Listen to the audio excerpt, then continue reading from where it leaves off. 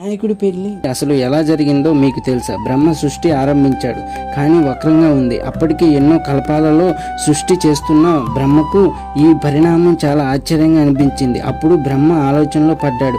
అప్పుడు నారదుడు వచ్చి కార్యాన్ని ఆరంభించడానికి ముందు వినాయకుడి పూజ చేయనందువల్ల ఈ వైకల్పం వచ్చింది అని గణేశుని అర్చన చేయమని బ్రహ్మకు బోధించాడు. అప్పుడు బ్రహ్మ వినాయకుడికై కఠోర తపస్సు చేశాడు. ప్రత్యక్షమైన వినాయకుడు బ్రహ్మ ఆంతర్యాన్ని గమనించి జ్ఞానక్రియలు అనే శక్తులను ఉపాసించమని బోధించాడు. బ్రహ్మ ఆ ఉపాసన చేయగానే ఆ రెండు శక్తులు సిద్ధి బుద్ధి అనే రూపాలలో ప్రత్యక్షమయ్యాయి. బ్రహ్మ కోరిక మేరకు వారిరువురు ఆయన కుమార్తెలుగా జన్మించారు. ఆ తర్వాత బ్రహ్మ చేసిన సృష్టి సక్రమంగా కొనసాగుతుంది. సిద్ధి బుద్ధులు యవనవతులు అయ్యారు. వారికి వివాహం చేయాలని బ్రహ్మ సంకల్పించారు.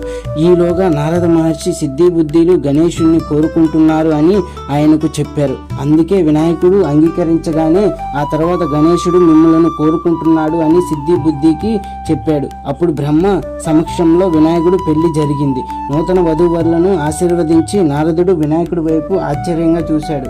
నారదుడు ఆంతర్యాన్ని గ్రహించిన వినాయకుడు, నారద, మా మధ్య కలహం వస్తుంది అని నువ్వు భావించావు. సిద్ధి బుద్ధులు ఎవరో కాదు, నా ఆంతరంగిక శక్తులైన జ్ఞానం క్రియ. అందుకే మళ్ళీ ఒకటి అయ్యాము. నీ కలహ చింతన లోకోపకారం అయినది.